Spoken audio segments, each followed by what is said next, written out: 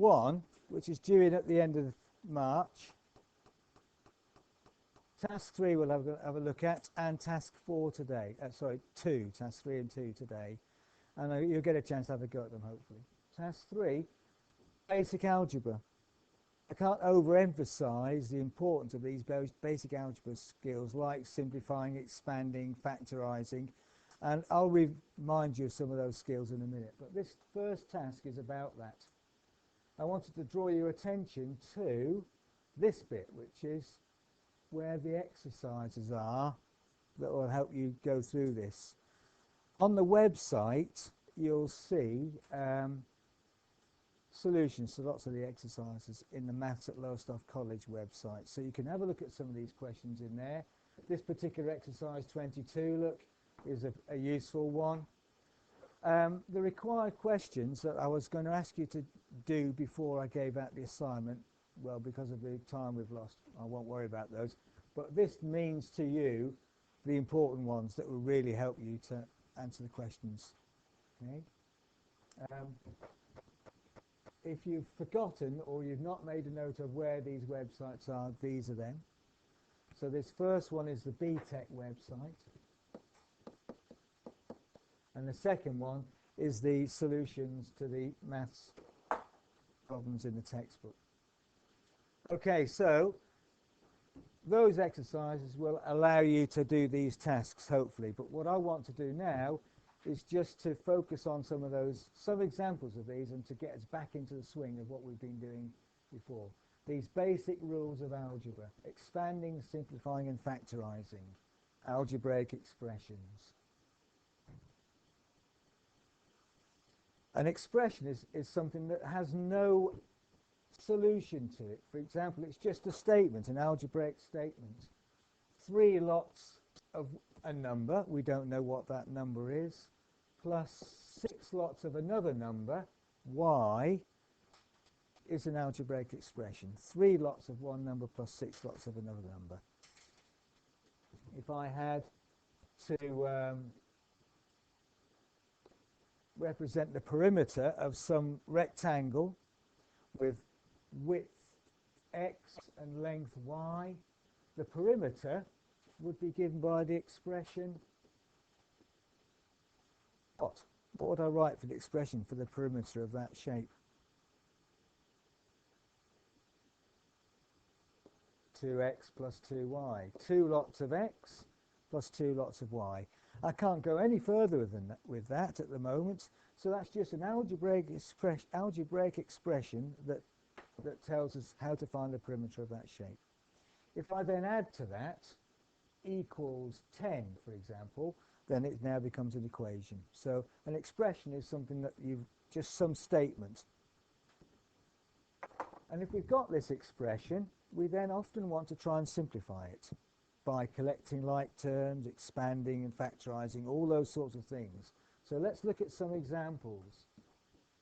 Here's one, and it's in the textbooks, so you don't need to look at it in the textbook now, but I've taken it from there, so you could look at it in there too. 2x minus y minus 3y minus x. Expand this, and then collect together like terms and simplify it, and then at the end factorize it. So we're going to try and play around with this expression to try and simplify it and make it look more straightforward than it is already. So expand, what do I mean by expand? What that means is I take this first bracket and I multiply everything inside the bracket by what's outside. So expanding, that means 2 times x is 2x, so that's this bit. And then I've got to do 2 times minus y, the second part. So 2 times minus y minus 2y. Now, the tricky bit, which is why I picked this one, minus 3 times y minus 3y. But beware of this one. Minus 3 times minus x is plus 3x. Okay, so we've got to just be careful of signs whenever we've got a negative outside the bracket. Okay? So we've expanded it. If we look at it, we can see x's appear more than once and y's appear more than once. So we can simplify by collecting like terms. We don't know what x is. It's a number, but we don't know what it is. This means I've got 2 lots of that number. This means I've got plus another 3 lots of that number. So altogether, I've got 5 lots of that number, 5x. So I can simplify 2x plus 3x to give 5x. I can simplify minus 2y minus 3y to get minus 5y.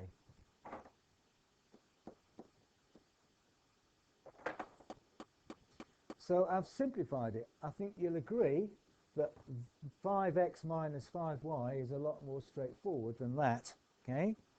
It's been simplified, but they are actually the same thing, just written in a different way. Finally, we can factorize. And that's what you're asked to do in the assignment. Factorization is the key part in this task.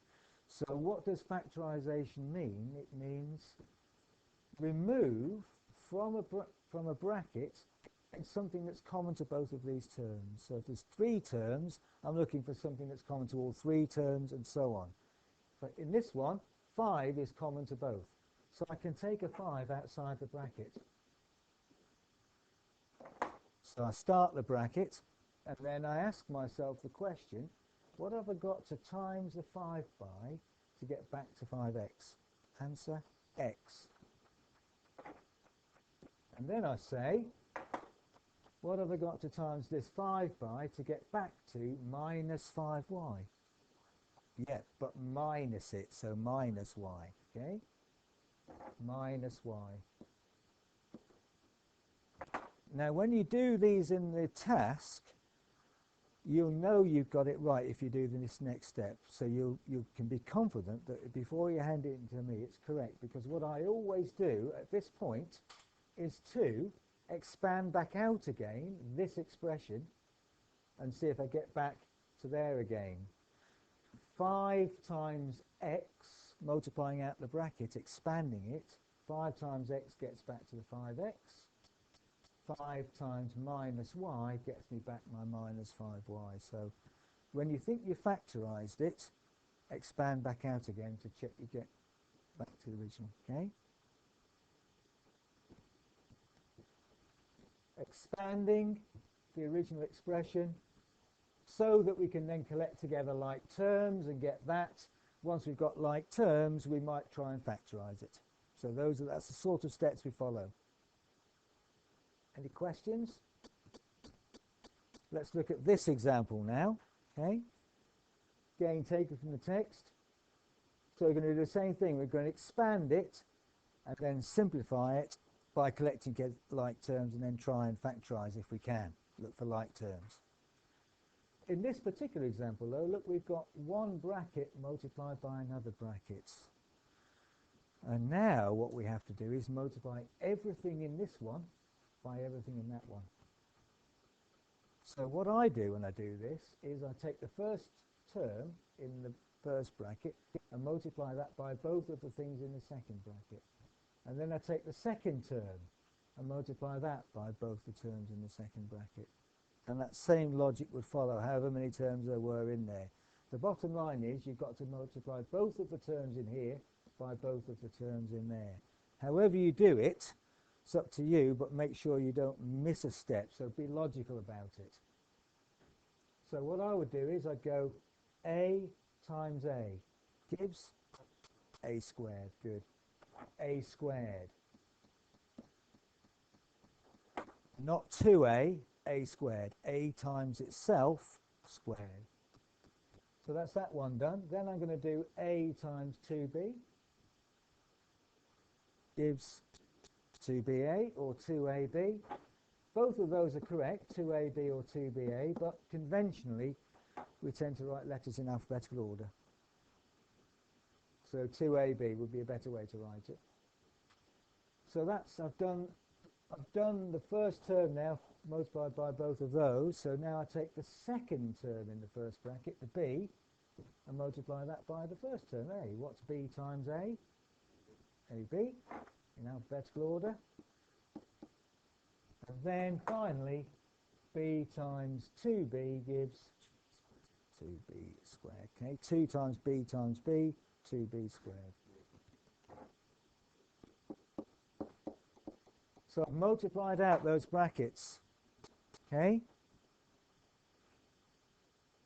Now I try and simplify by looking for like terms and adding them together. There's only one lot of a squared, so that's just a squared. There's only one lot of 2b squared, so that's on its own. But here I've got 2ab plus another ab makes 3ab. So I've got a squared plus 3ab plus 2b squared.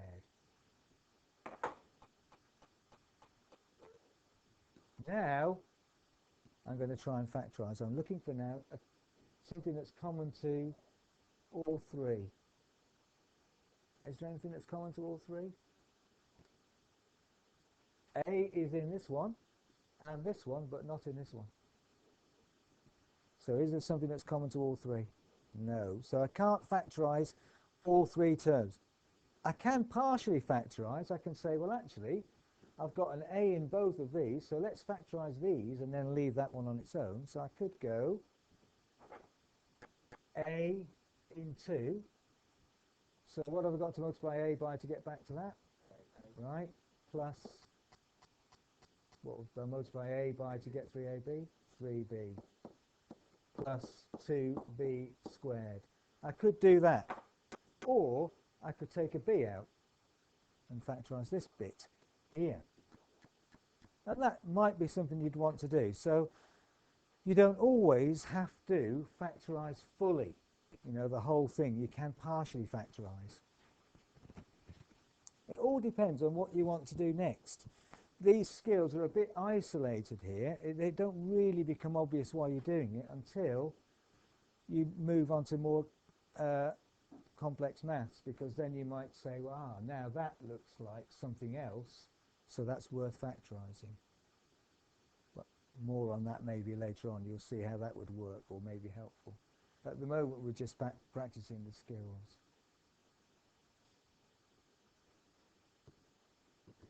Okay.